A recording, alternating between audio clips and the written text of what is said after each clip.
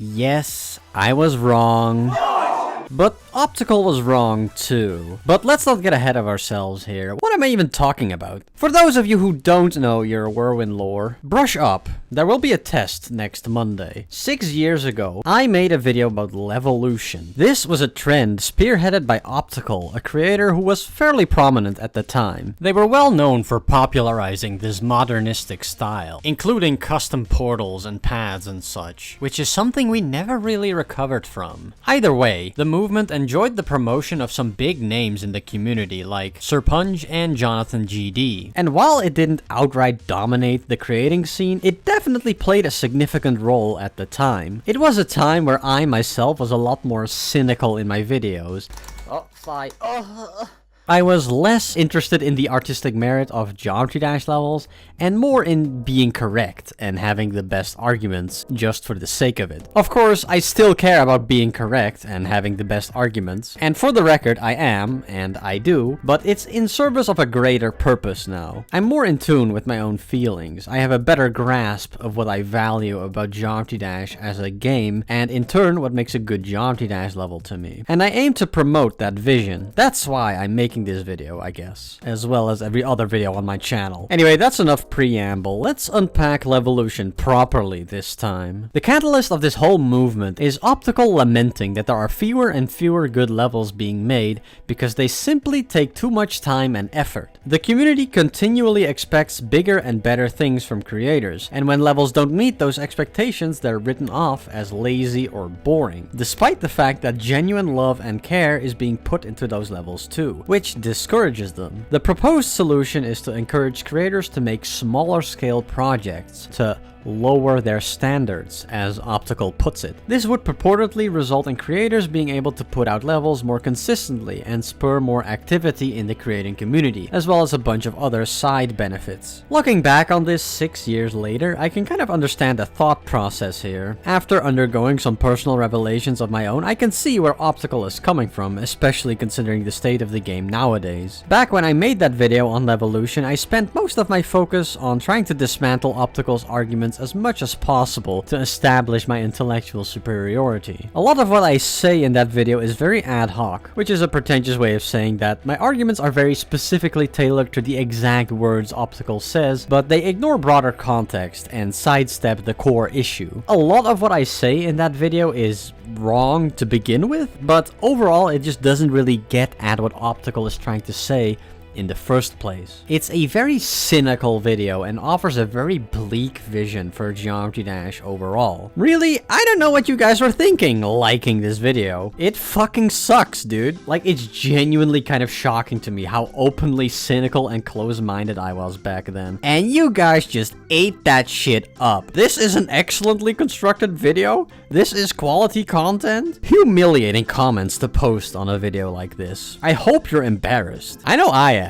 I suppose we've come a long way, me and my little community. Also, equating Levolution to communism is so embarrassing. It doesn't really sell the point of Levolution being this really terrible movement, because communism is super cool. Anyway, the thing Optical was fundamentally advocating for was for people not to feel beholden to the ever-increasing standards of the community and not having to feel like they have to justify themselves for creating something on a smaller scale. And I do think this is something creators often struggle with. The urge to compare your work to others, to question the worth of your own art, the incessant drive to keep outdoing yourself. These are the unmistakable, unending woes and anxieties of every artist as they pursue their craft. Sometimes these feelings can serve as a source of motivation and inspiration, but oftentimes they serve to halt progress, to get you thinking in circles and to question your self-worth. And I think that's what Optical is running up against here. It doesn't help, of course, that as an artist you are subject to criticism from douchebags like me, pretentious know-it-alls who will find fault with every little detail you put your blood, sweat, and tears into, and callously lay it out in front of you, making the imperfections plain to see.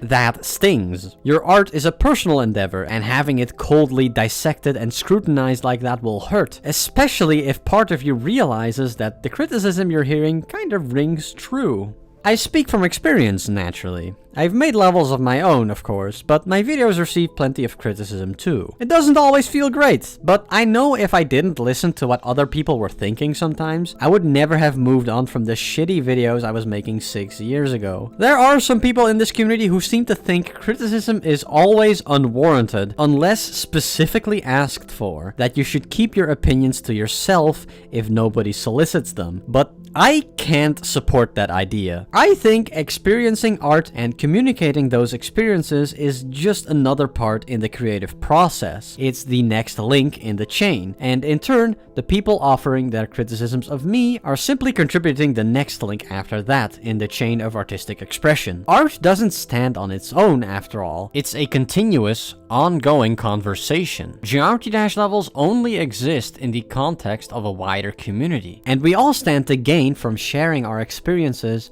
our admiration, and yes, our grievances. To take that away from everyone is to stunt the growth of our community in order to protect your own sensibilities. It is the height of egotism. It's one thing to not want to listen, that's your prerogative, but to try to prevent others from speaking takes it a bridge too far, if you ask me. Nevertheless, it is a pretty natural conclusion to reach after hearing criticism of your work. It's like, wow, you're making me feel like shit. This sucks. I'd rather not hear it. But for as much as Optical complains about the negative comments, they don't actually advocate from the community at large to change their behavior at all. Instead, Optical encourages creators to change their mindset and alter their approach to level creating, which in hindsight I think is really admirable. I think the way Levolution is framed though is a little misguided, and that's definitely part of the reason why it was controversial. I think phrasing it as lowering our standards was a bad decision for two reasons. For one, it just sounds bad. It feels like we're making a concession, that we're sacrificing the quality of our art to keep ourselves nice within our comfort zones, which is bound to invite pushback. But secondly, and much more importantly, I think it's just an incorrect assessment of the situation. What Optical is describing here doesn't sound like lowering our standards at all. In fact, I would argue that making levels that are closer to the heart, that care more about putting out a new and interesting idea over some ostentatious and extravagant production, is an improvement more than anything. Perhaps Levolution was ahead of its time, because especially nowadays with the advent of 2.2, I feel like the kind of levels that really hit the mainstream are characterized by ostentatiousness. Hundreds of hours of work, trillions of objects, and countless triggers, they are monumental behemoths in terms of sheer scale and the amount of effort required to construct them. But rarely does such a level ever catch my attention. They are the Marvel movies of the GD community. To imply that these are high quality levels, while more grounded personal projects are lower quality, is completely backwards. The pitfall Optical fell into here is equating effort with quality. It's a pretty common one though, many people seem to think like this, so I'm not necessarily blaming them. That's not to say that putting a lot of effort into your level is a waste of time. It can really pay off if it's being directed in the proper direction, but worrying about not putting in enough effort because you're anxious to meet the expectations of your audience usually just hinders you. It's a malicious brainworm that leads you to adding pointless fluff to your level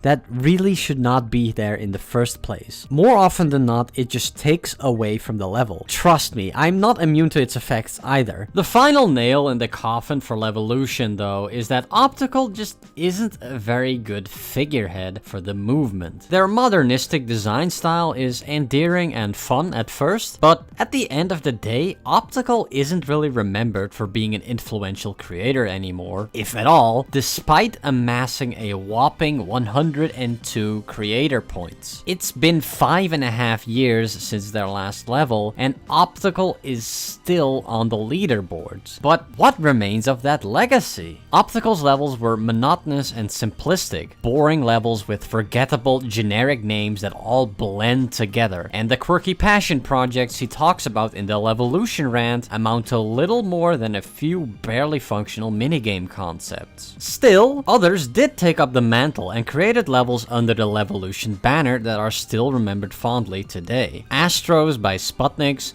and especially The Lost Existence by Jonathan GD are some prime examples of that. Jonathan GD may have been a better choice as the figurehead of the movement, but if you want my take, I think Sir Punj embodies the virtues of Levolution the best out of all of them. Sir Punj is one of the most prolific creators in the game's history and has a long-lasting legacy of a wide variety of levels, exploring every little nook and cranny of the level editor, for better or for worse. Sir Punj was a vocal proponent of Levolution, but never actually created a level under its banner, and I think the reason for this is because Sir Punj's approach to level design in Geometry Dash was already in line with Levolution to begin with. Whether that's still the case nowadays is debatable, but judging from his past exploits, I can draw no other conclusion. Sir Punj was never afraid to try something new, prioritizing fun and novelty over grandeur. He always ensured the scale of his projects didn't balloon out of proportion, and was able to keep making levels that engage the community consistently for a long time. And I think that's exactly the kind of approach we need so much more of nowadays. So I guess I'm pro-Levolution now, in a way. Only took 6 years and Optical is long gone now, but hey, I suppose I will continue its legacy in their absence, although I'll do it in my own way. I do think creators are easily led astray with obsessions over raising the bar with every single one of their levels and continually trying to wow the community. It reminds me a bit of the tendency in the video game industry to incessantly focus on graphical fidelity while other aspects of the game tend to fall by the wayside. I feel like with the video game industry, we've certainly passed the peak of this phenomenon, and games are less shy nowadays to lean more into a creative art style in service of the gameplay, but Geometry Dash is definitely still right in the middle of it, spurred on by the release of 2.2. I hope that, with time, the community does find its way in this regard. If there's any lesson I'd want you to take away from this video, it's to confront those anxieties that naturally crop up